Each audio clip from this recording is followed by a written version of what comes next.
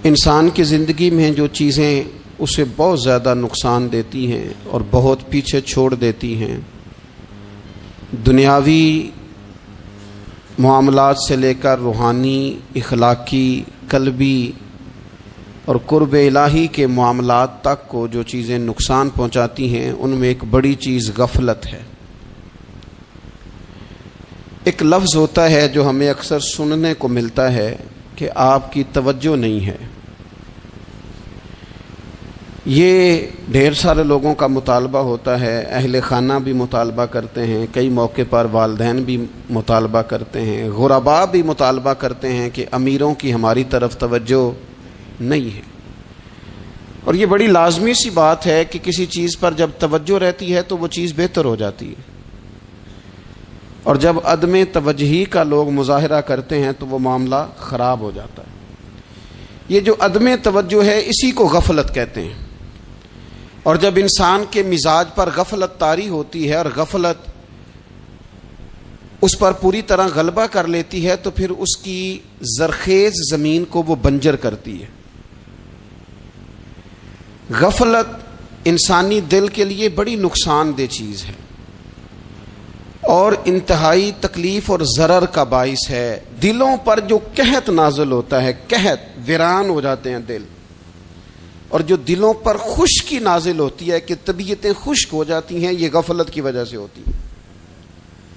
جو لوگ غافل ہو جاتے ہیں نا، اپنے معاملات کا دھیان نہیں رکھتے، دیکھیں نا، آپ کو کھانا کھاتے بھی غافل نہیں ہونا چاہیے۔ اگر کھانا بھی غیر معتدل کھا لیا جائے تو وہ انسان کی طبیعت کے لیے باعث ضرر بن جاتا ہے، نقصان کا باعث بنتا ہے۔ بات کرتے ہوئے بھی غافل نہیں ہونا چاہیے، کئی دفعہ جملے ایسے نکل جاتے ہیں جو انسان کے لیے پھر شرمندگی کا باعث بنتے ہیں۔ انسان کو غافل ہو کر کوئی کام نہیں کرنا چاہیے، غافل ہو کر، مدہوش اور بے ہوش ہو کر نہیں۔ غفلت دل کو ویران کرتی ہے، طبیعت میں خشکی لاتی ہے۔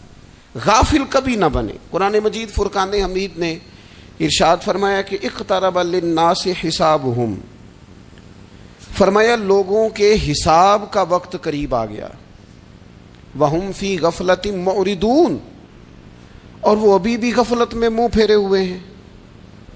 ٹائم آ گیا حساب دینے کا، لیکن وہ ابھی بھی غافل ہیں۔ ہمارے جو زیادہ تر نقصان زندگی میں ہوئے ہیں وہ صرف ہماری غفلت کی وجہ سے ہوئے۔ ہم نے چیزوں پر توجہ نہیں دی، چیزیں گڑبڑ ہو گئیں۔ جس آدمی نے پھول لگائے ہوں، پھل لگائے ہوں، کھیتی لگائی ہو، وہ دانہ ڈال کے پانی دے کے فارغ نہیں ہو سکتا، اسے توجہ کرنی پڑتی ہے۔ اور کسی نے کہا تھا مالی جیندے ہون تو پھر بوٹے سوکدے نہیں، اگر موجود ہونا ان کو سینچنے والا، رکھوالی کرنے والا، تو پھر ان کی جڑیں کبھی خشک نہیں ہوا کرتی۔ ہماری جو غفلتیں ہیں یہ بڑی ضرر کا باعث ہیں، نقصان کا باعث، اور مجبوری معاف ہوتی ہے، غفلت معاف نہیں ہوتی۔ اسکول میں پڑھتے تھے، مدرسے میں پڑھتے تھے، تو ایک مجبوری ہو گئی جی، خدا نخواستہ گھر میں کوئی پریشانی ہو گئی تو اساتذہ اس پر سزا نہیں دیتے۔ کوئی خوشی کا موقع ہے گھر میں، فیملی میں کسی کی شادی ہے، اساتذہ اس پر سزا نہیں دیتے۔ لیکن اگر کبھی پتہ چلتا تھا نا کہ یہ گھر سے تو آیا تھا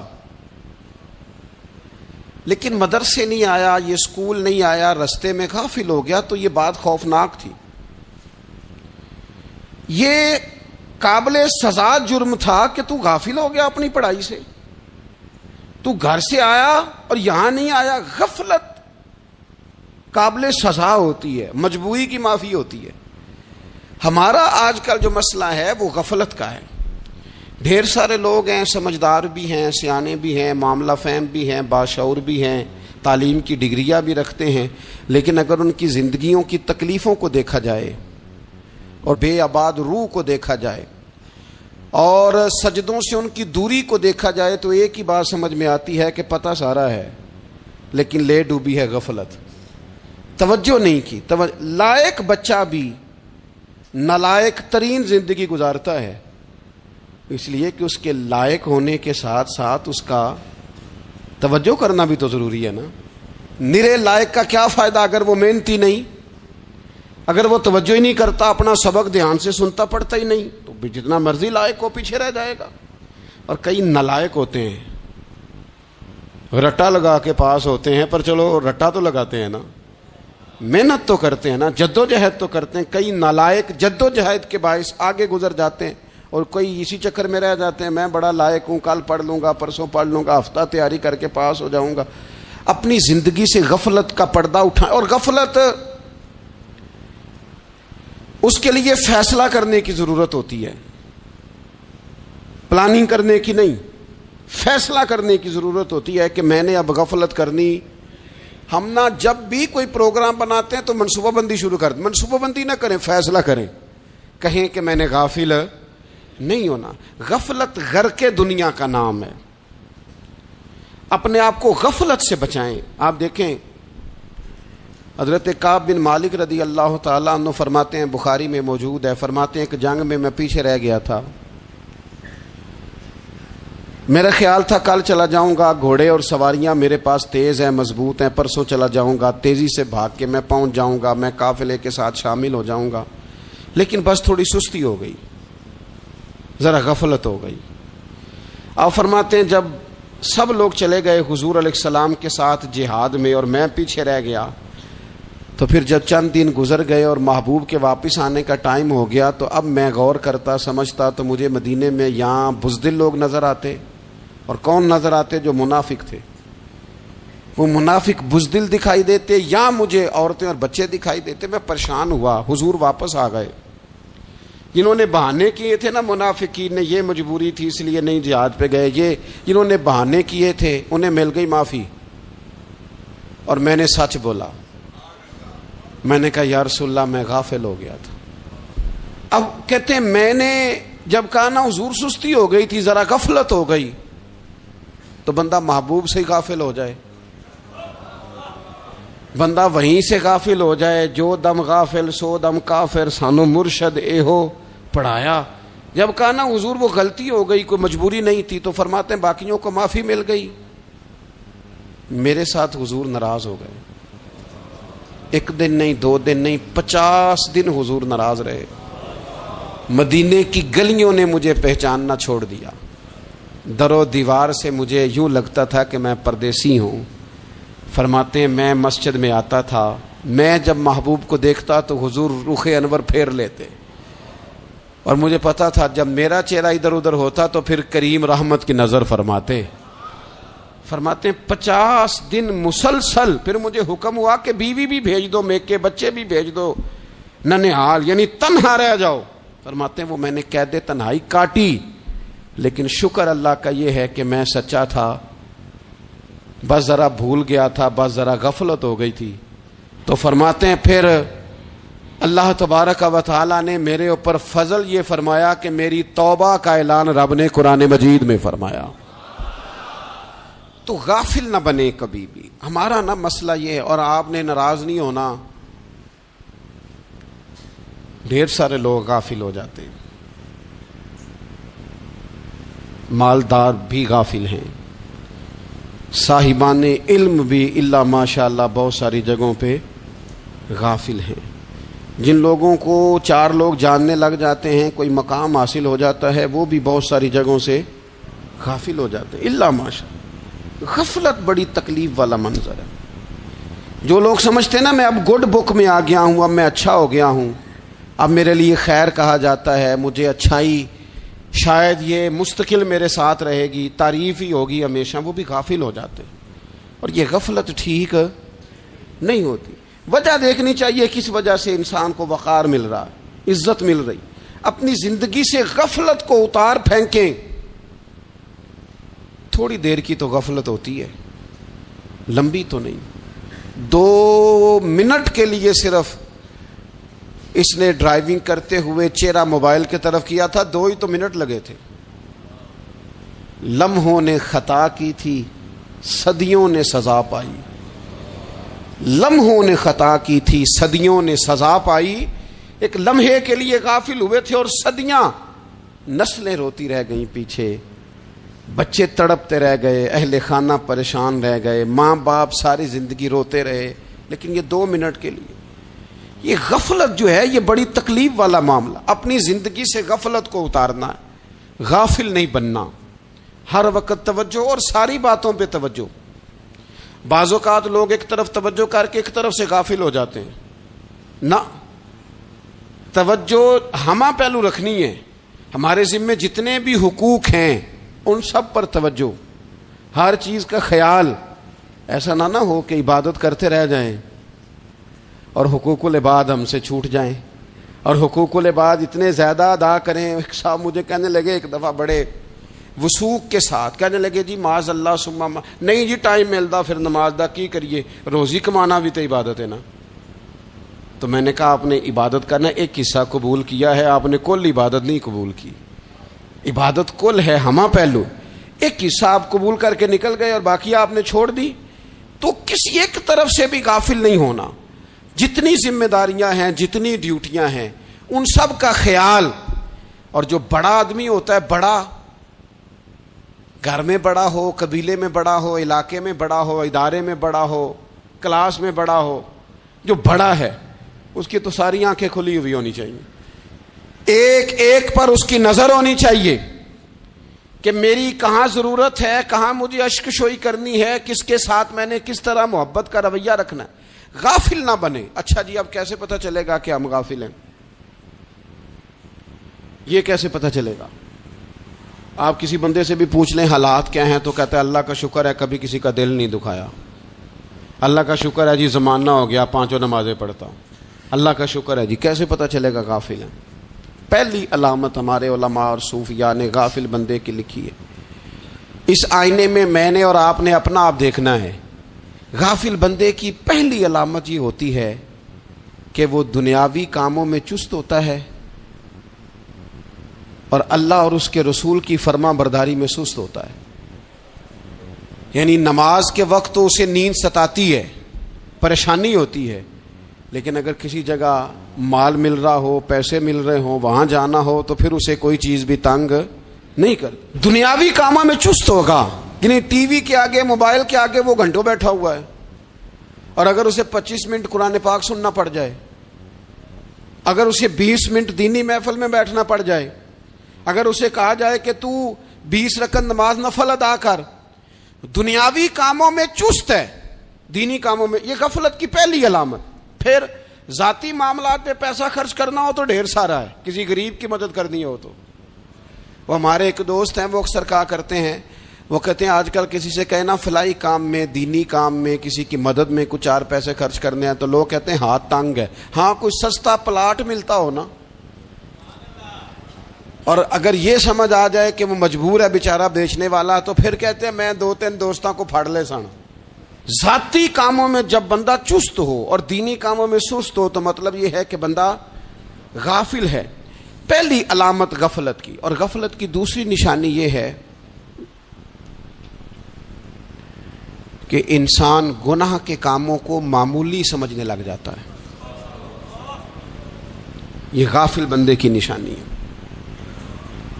گناہ کو معمولی سمجھتا ہے، چھوٹا سمجھتا ہے. آج کل لوگ کہتے نہیں میں کو اکیلا کر رہا ہوں، ساری دنیا ہی کرتی ہے.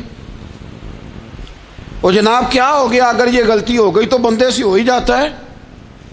گناہ کو معمولی سمجھنا، چھوٹا سمجھنا اور کہنا پھر کیا ہو گیا ہے، انسان سے غلطی ہو جاتی ہے.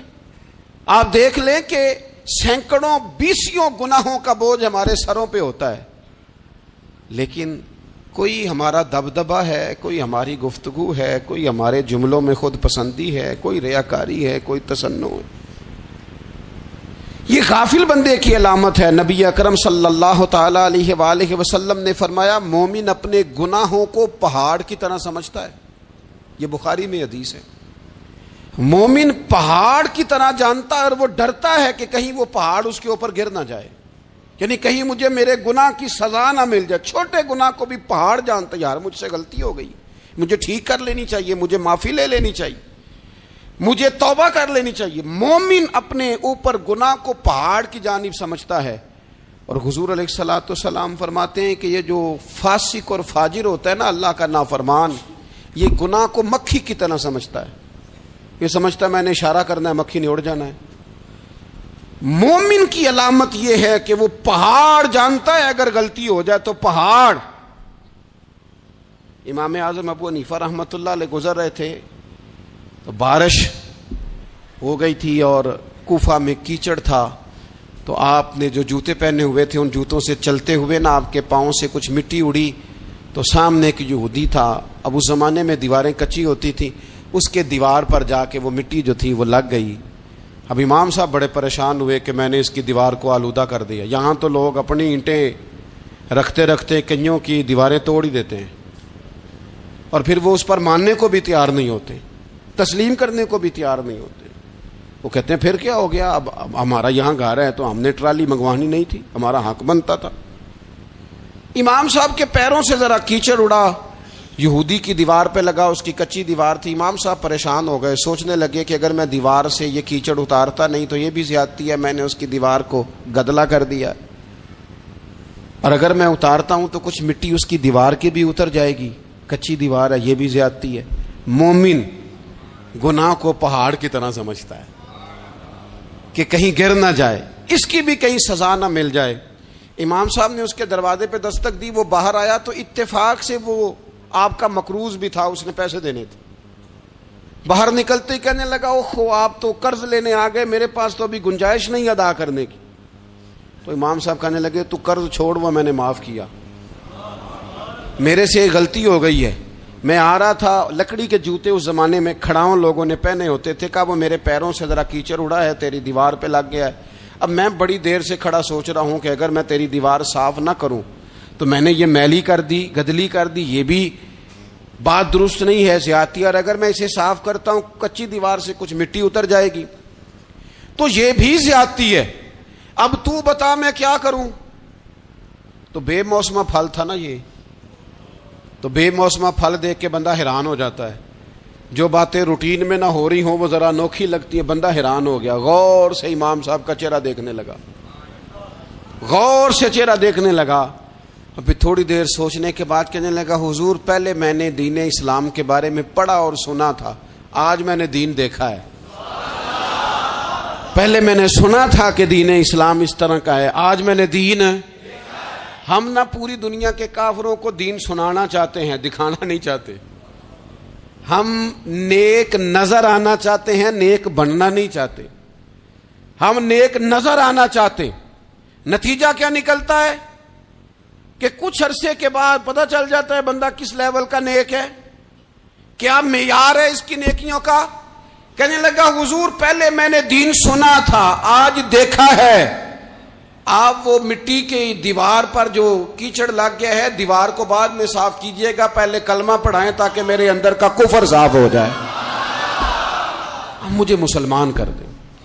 تو غافل آدمی جو ہوتا ہے نا وہ. پھر تیسری بات, جب بندہ بہت زیادہ غافل ہو جاتا ہے پھر اعلانیہ گناہ کرنے لگتا ہے.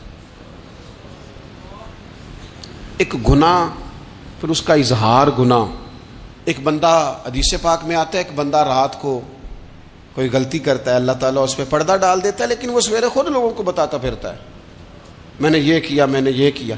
جب آپ اظہار گناہ کرتے ہیں نا تو سامنے والا بھی دلیر ہوتا ہے, کہتا ہے اس نے کیا میں کر لوں گا تو پھر کیا ہوا. ہمارے علماء نے لکھا ہے کسی کی نماز قضا ہو جائے تو کسی کو بتائے نہ, قضا پڑھ ڈالے, اس کا جگہ جگہ ذکر نہ کرے.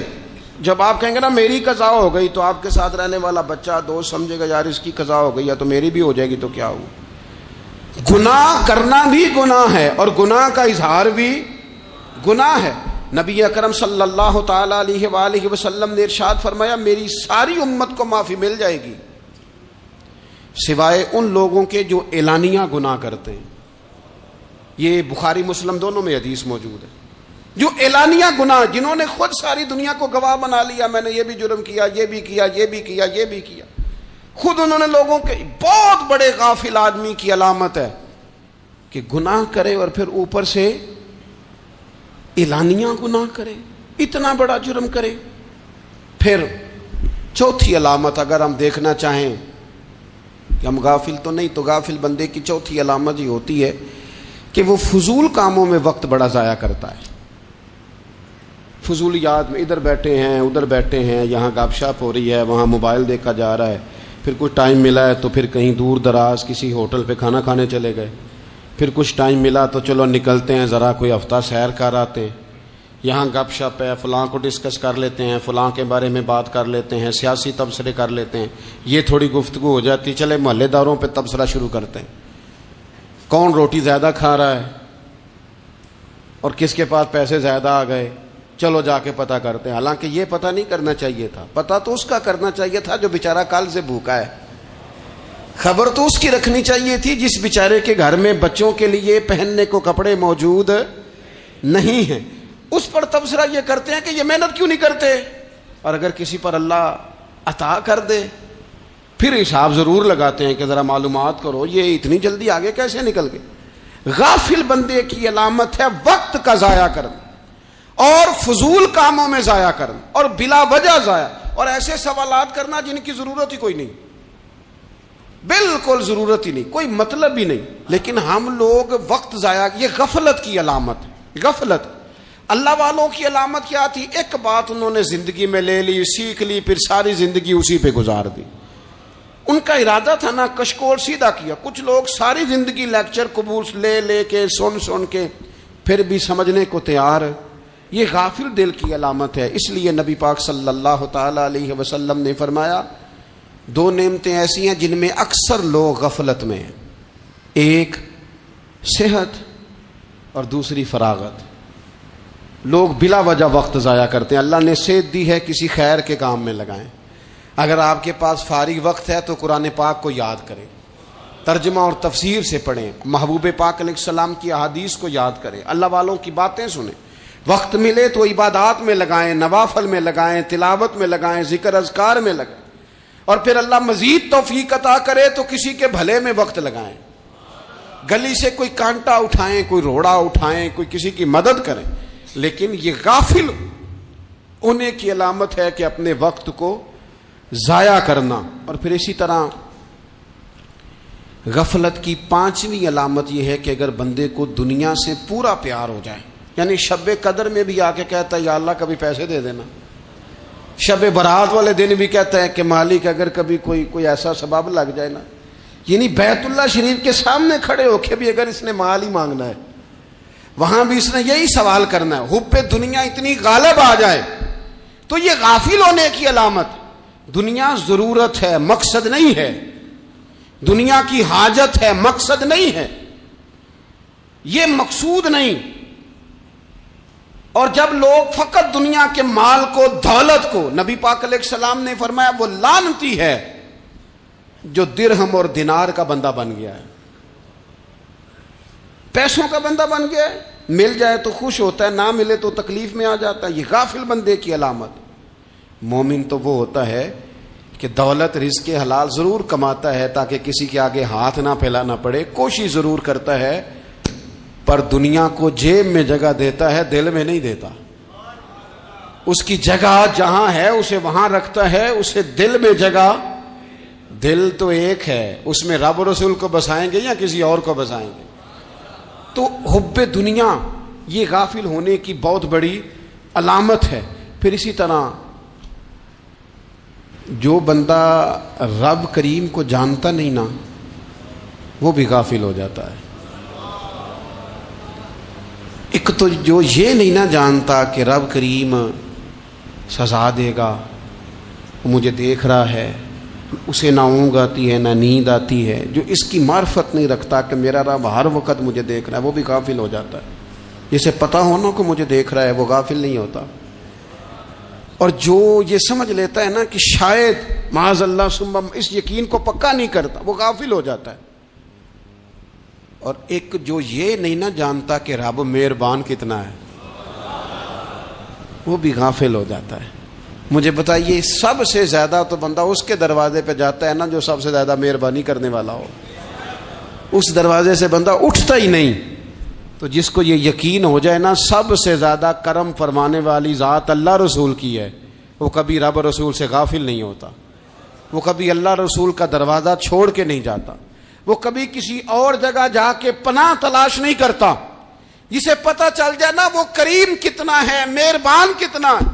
ملا رومی رحمت اللہ علیہ فرماتے ہیں بہت بڑا مجرم تھا ایک بندہ، بہت بڑا گناہگار تھا، بت کو پوجتا تھا، تھک گیا، ساری رات بت کے سامنے کھڑا تھا، معاذ اللہ یا صنم یا صنم یا صنم کہتے، تھک گیا، نیند آ گئی، اونگ آ گئی۔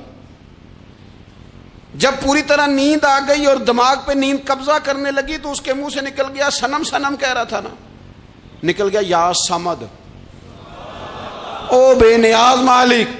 رب کریم نے فرشتوں سے فرمایا دوڑ کے جاؤ، جو کہتا ہے اسے دے دو۔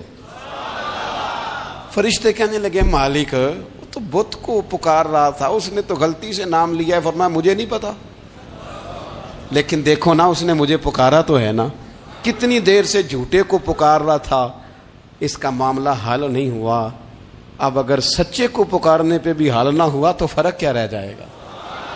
دے دو جو مانگتا ہے، دے دو۔ میرے دوست گھر پتہ چل جائے وہ کریم کتنا ہے، وہ مہربان کتنا ہے۔ میرے رسول پاک علیہ الصلوۃ والسلام نے تو فرمایا تیری آنکھ سے اگر اس کے خوف سے اتنا آنسو بھی نکل گیا جتنا مچھر کا پر ہوتا ہے، تو جس طرح بھینس کے تھنوں سے نکلا ہوا دودھ واپس تھنوں میں نہیں نہ جاتا، جو اتنا بھی روئے نہ روئے اللہ کے خوف سے، وہ بندہ دوزخ میں نہیں جائے گا۔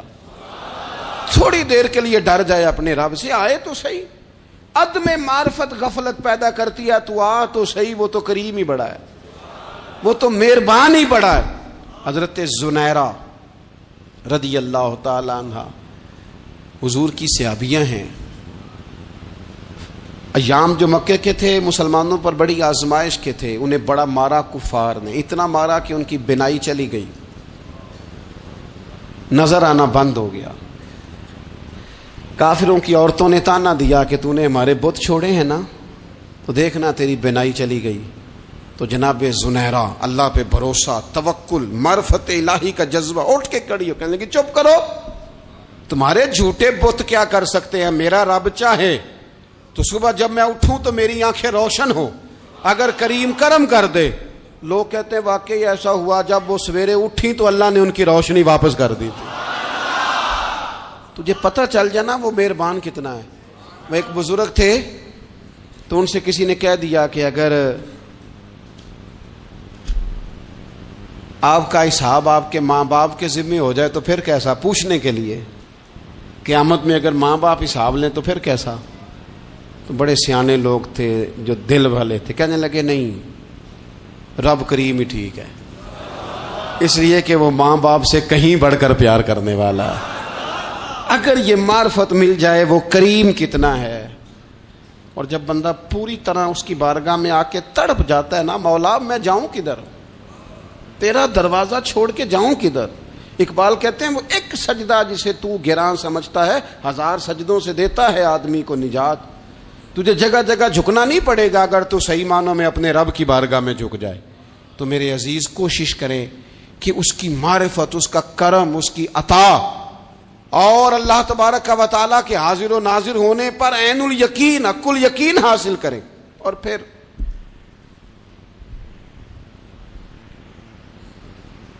آٹھویں بات یہ ہے کہ غافل لوگوں کی صحبت بھی بندے کو غافل کر دیتی ہے۔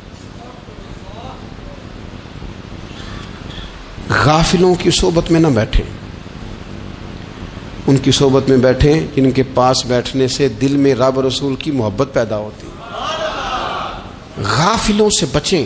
چنگیاں دے لڑ لگی ساں تے چولی چ پھل پئے، تے جدوں میں پیڑیاں دے سنگ رل گئی تے میرے اگلے بھی ڈول گئے۔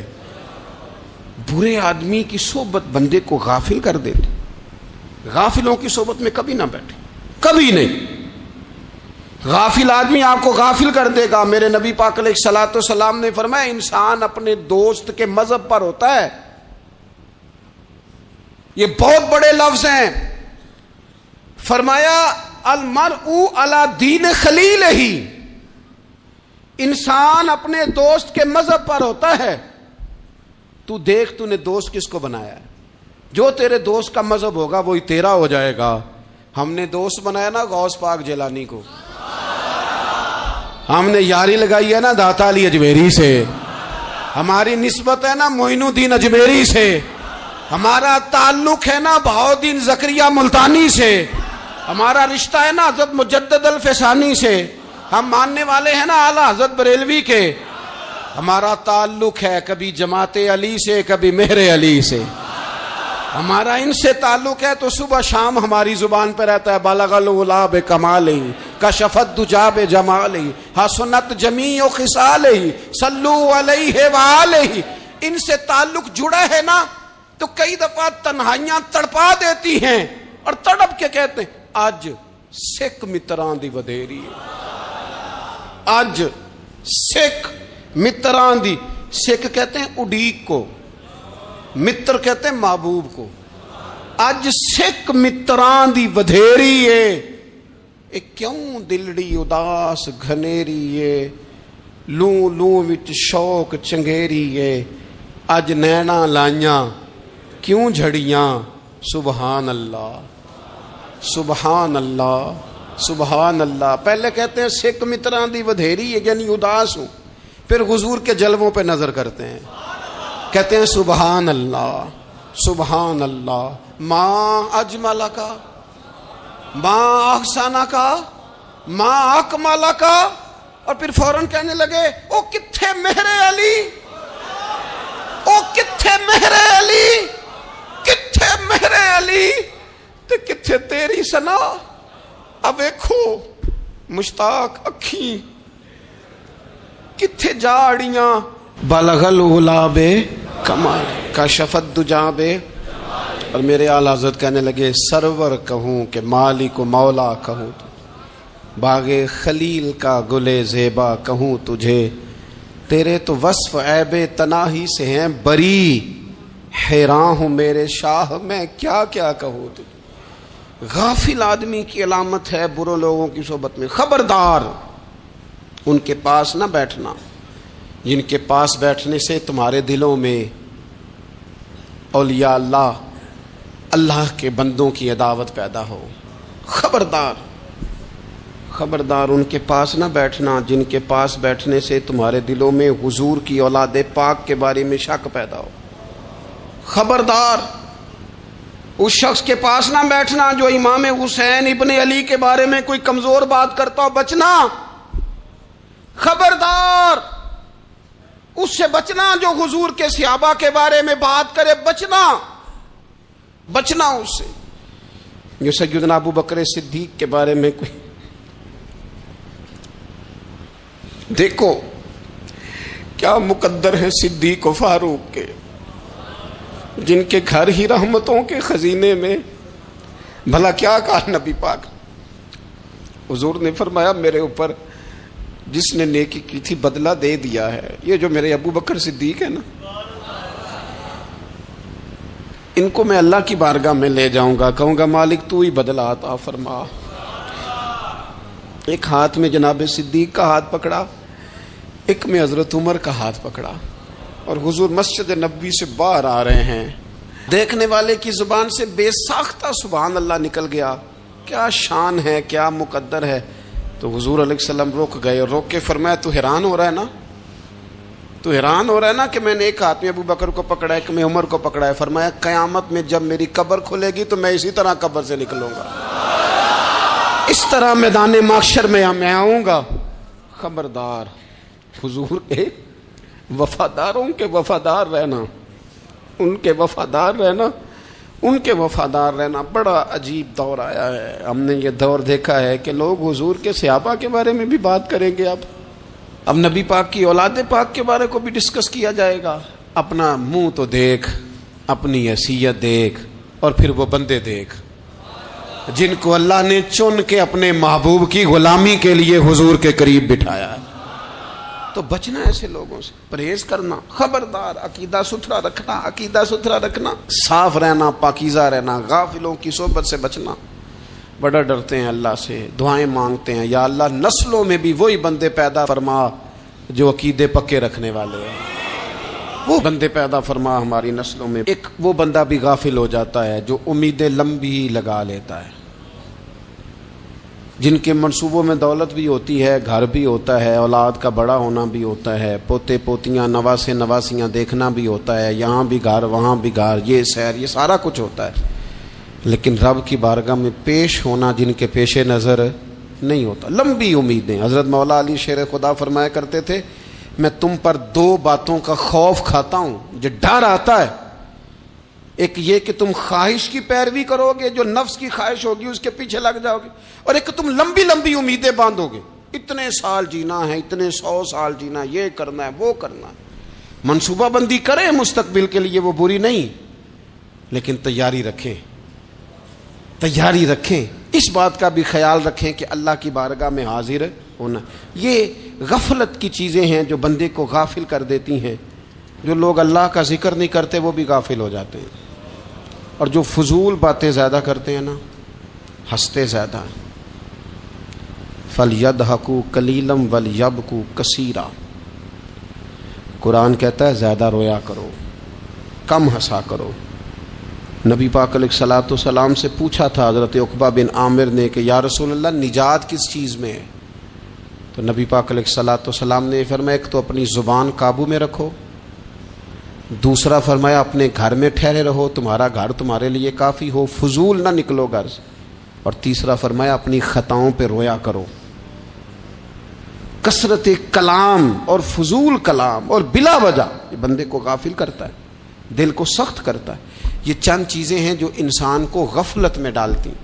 اپنے آپ کو ان چیزوں سے بچائیں اور غفلت کو توڑیں۔ آپ کے ذمے، میرے ذمے جو حقوق العباد ہیں ان کا پتہ کریں، جو اللہ رسول کے حقوق ہیں ان کی خبر دیکھیں، ہماری جو ذمہ داریاں ہیں ہم کس طرح انجام دے رہے ہیں اس پر توجہ کریں، اپنے معاملات کو ٹھیک کریں۔ ہم انسان ہیں، کوتاہیاں تو رہ جائیں گی، لیکن جب کوشش کریں گے تو پھر رب تعالیٰ مدد بھی فرمائے گا۔ ایک بات اور کرنی ہے، ایک تو میں نے عرض کیا غفلت کو توڑنا، ایک دوسری بات قرآن مجید کا ایک سبق اور، جب غفلت توڑنی ہے تو پھر لازمی طور پر ایک کام کرنا پڑے گا۔ میں نے یہ عرض کیا تھا کہ پلاننگ نہیں کرنی، فیصلہ کرنا ہے۔ تو فیصلہ کرنا ہے تو کرنا کیا ہے؟ پھر قرآن حکیم نے سورہ بقرہ میں کہا فاستبقوا الخیرات،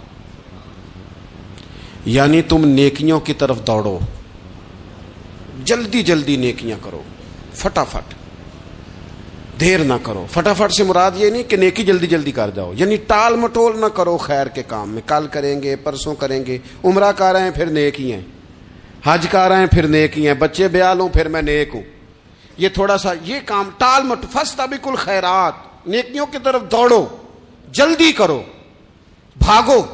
نبی پاک صلی اللہ تعالی علیہ وسلم نے فرمایا 5 چیزوں کو 5 چیزوں سے پہلے غنیمت جانو۔ حضور علیہ الصلوۃ والسلام فرمانے لگے ایک تو تم جوانی کو نہ بڑھاپا آنے سے پہلے پہلے غنیمت سمجھ لو۔ نبی کریم صلی اللہ تعالی علیہ وآلہ وسلم ارشاد فرمانے لگے کہ اپنی صحت کو غنیمت جان لو، بیماری آنے سے پہلے پہلے۔ پھر حضور علیہ الصلوۃ والسلام فرمانے لگے اگر اللہ نے تمہیں مال دیا ہے، وسعت دی ہے، تو نیکی کر لو، خرچ کر لو اللہ کے راستے میں، خدا نہ خواستہ تم پر غریبی آ جائے۔ اور پھر حضور سید عالم صلی اللہ تعالی علیہ وسلم فرمانے لگے اگر تمہیں اللہ نے کچھ فراغت دی ہے، بہت زیادہ مصروف نہیں ہو، تو غنیمت جان لو، جلدی سے نیکی کر لو قبل اس کے کہ تم مشغول ہو جاؤ۔ اور 5ویں بات حضور نے بیان کی، فرمایا زندگی کو غنیمت جانو، موت آنے سے پہلے پہلے جلدی سے نیکی کر لو۔ نیکی کے لیے ساری زندگی منصوبہ بندی نہ کرتے رہو، نیکی کے لیے دیکھو نا، ہماری زندگی میں یہاں دنیا میں رہ کے چند منٹوں میں وہ نیکی کی جا سکتی ہے جو قیامت کے بعد صدیوں کا ہمارا فائدہ کرے گی، صدیوں کا فائدہ کرے۔ کرتے نہیں، پلاننگ کر رہے ہیں، منصوبہ بندی کر رہے ہیں، بس تیاری کر رہے ہیں، بس حضرت آپ دعا کر دیں، اللہ تعالیٰ دعائیں بھی قبول فرمانے والا ہے، لیکن جو نیکی نصیب ہوتی ہے اسے جلدی سے کر گزریں، اسے فٹافٹ کریں۔ میں ایک گاؤں میں گیا، اب تو خیر وہ دور نہیں رہا، یہ 10-15 سال 20 سال پہلے نا جو نوجوانوں کی مصروفیات ہوتی تھیں ان میں سے ایک مصروفیت یہ ہوتی تھی کہ گندم لے کے چکی پہ جانا ہے، آٹا پسوا کے لانا ہے۔ یہ ایک بڑی، چونکہ سبھی گھروں کے اندر سال کے لیے گندم سٹاک کر لی جاتی تھی، تو گندم لے کے جانا یہ ایک ڈیوٹی ہوتی تھی۔ ایک نوجوان ایک گاؤں میں، اس کی مجھے تعریف سننے کو ملی، تو ایک بوڑھی اماں کہنے لگی یہ تو بڑا نصیباں والا ہے، سارے دا آٹا پیا لے ہوندا ہے۔ اور آتے جاتے پوچھ لیتا ہے کہ اماں کوئی کہنے لگی میرے بچے باہر ہوتے ہیں، یہ مجھے دوائی بھی لا دیتا ہے شوگر کی، میں مریضہ ہوں. یعنی خیر جتنی ہو سکے جتنی. میرے ایک سنگی ہیں تو سڑک پہ کوئی بندہ کھڑا ہوتا ہے نا، اللہ تعالیٰ انہیں سلامت رکھے، بندہ کھڑا ہوتا ہے تو کہتے ہیں میں اس سے پوچھ لیتا ہوں بابا جی کدھر جانا ہے، فلانی جگہ جانا ہے، تو کہتے ہیں میں موٹر سائیکل پہ بٹھا لیتا ہوں. بندہ دیکھ کے مجھے سمجھ آ جاتی ہے ضرورت مند ہے، کوئی چور نہیں کوئی ڈاکو نہیں، ضرورت مند ہے. میں اسے منزل تک نیکی جتنی میسر آئے، جس حد تک میسر آئے. کیا کہا ہمارے نبی پاک علیہ السلام نے؟ حضور نے ہم سے فرمایا کچھ نہ ہو سکے تو بات ہی مسکرا کے کر لینا، اس پر ہی اللہ صدقے کا ثواب عطا کرے. فاستبقوا الخیرات، جلدی سے نیکی کر لو. اپنے نامہ اعمال میں روز نیکیاں جمع کرو، کوئی نہ کوئی خیر کا کام روز کرو اور جلدی سے کرو. صحیح مسلم میں حدیث ہے، نبی پاک صلی اللہ تعالی علیہ وسلم فرمانے لگے جلدی جلدی نیکی کے کام کر لو ان فتنوں سے پہلے جو اندھیری رات کے حصوں کی طرح فتنے ہوں گے. فرمایا اس وقت حال یہ ہوگا کہ آدمی صبح مومن ہوگا شام کو کافر ہو جائے گا، شام کو مومن ہوگا تو صبح کافر ہو جائے گا. اور فرمایا لوگ دنیا کے بدلے اپنا دین تک بیچ ڈالیں گے. معاذ اللہ جھوٹی قسمیں نہیں کھائی جاتی، جھوٹا قرآن مجید نہیں لوگ اٹھا لیتے. لوگ دنیا کے لیے دین بیچ ڈالیں گے. اس سے پہلے جب فتنے اتنے زیادہ ہو جائیں اس سے پہلے نیکی کر لو، کوئی خیر کا کام کر لو، جلدی سے کچھ ایسا کر لو. حضرت عقبہ بن حارث رضی اللہ تعالیٰ عنہ فرماتے ہیں یہ دیکھیں ہمارے نبی پاک علیہ السلام کی سیرت کیا ہے، حضور کا اسوہ کیا ہے، نبی پاک علیہ السلام ہماری تربیت کس طرح کرتے. حضرت عقبہ بن حارث رضی اللہ تعالیٰ عنہ کہتے ہیں ہم نے نبی پاک علیہ السلام کے ساتھ نہ عصر کی نماز پڑھی، یہ صحیح بخاری میں موجود ہے. فرماتے حضور سلام پھیرتے ہی فوراً اٹھ کے گھر تشریف لے گئے. یہ ہمارے لیے نا انوکھی بات تھی، غیر متوقع تھی، پہلے کبھی ایسا ہوا نہیں. سلام پھیرا نماز کا، حضور جلدی سے تشریف لے گئے. اب ہم حیران تھے اور حیرت انگیز طور پر حیران تھے کہ کریم اتنی جلدی تشریف لے گئے. تھوڑی دیر ہوئی حضور واپس آ گئے تو محبوب پاک علیہ السلام فرمانے لگے گھر میں نا ایک چھوٹی سی ڈلی، ایک چھوٹا سا ٹکڑا سونے کا پڑا تھا، مال آیا تھا سارا صدقہ کر دیا، وہ تھوڑا سا پڑا تھا، اچانک مجھے یاد آیا وہ تو پڑا رہ گیا.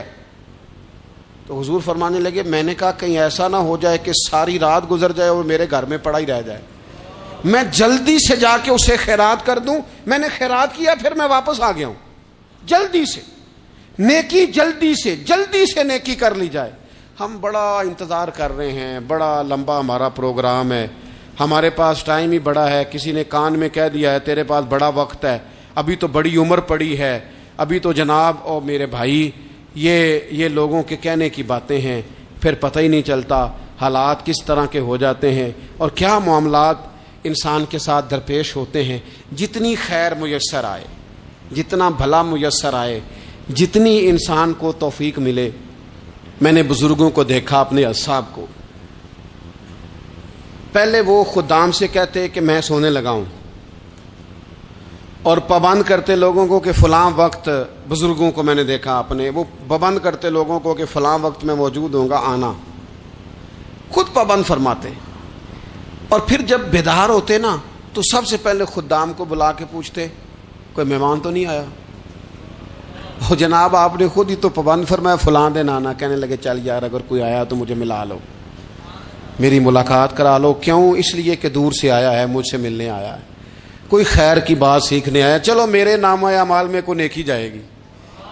کچھ نہ کچھ خیر جمع کر لی جائے، کچھ نہ کچھ ڈیوٹی کر لی جائے، کچھ کام کریں اور جلدی سے کریں. حضرت جابر ابن عبداللہ انصاری رضی اللہ تعالیٰ عنہ بیان کرتے ہیں، یہ بھی بخاری میں موجود ہے. کہتے ہیں ایک صحابی نا نبی پاک علیہ السلام کی بارگاہ میں حاضر ہوئے غزوہ احد کے موقع پر، اور حال ان کا یہ تھا کہ وہ کھجور کھا رہے تھے اور کھجور انہوں نے منہ میں رکھی ہوئی تھی.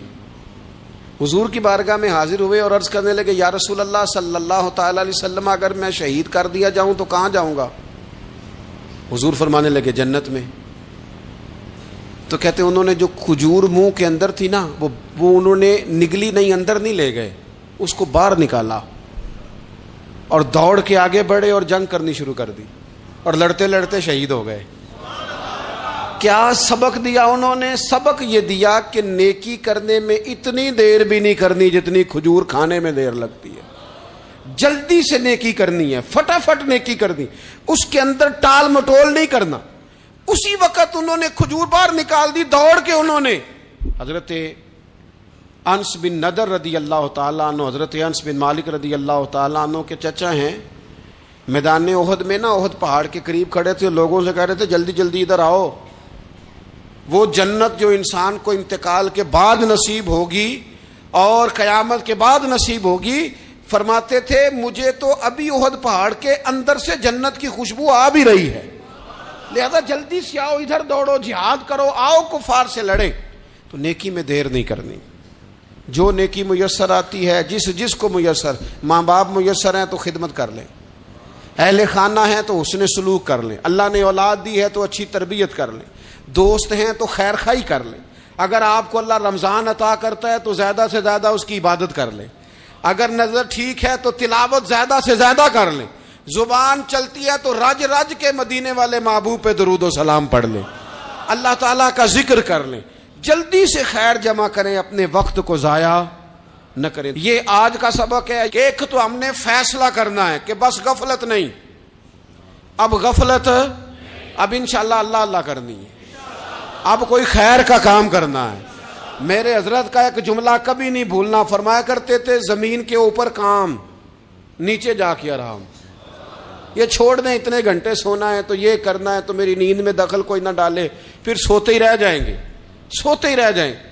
زمین کے اوپر کام اور نیچے جا کے جاگنا ہے، جاگ لے افلاک کے سائے تلے، پھر حشر تک سوتا رہے گا خاک کے سائے تلے۔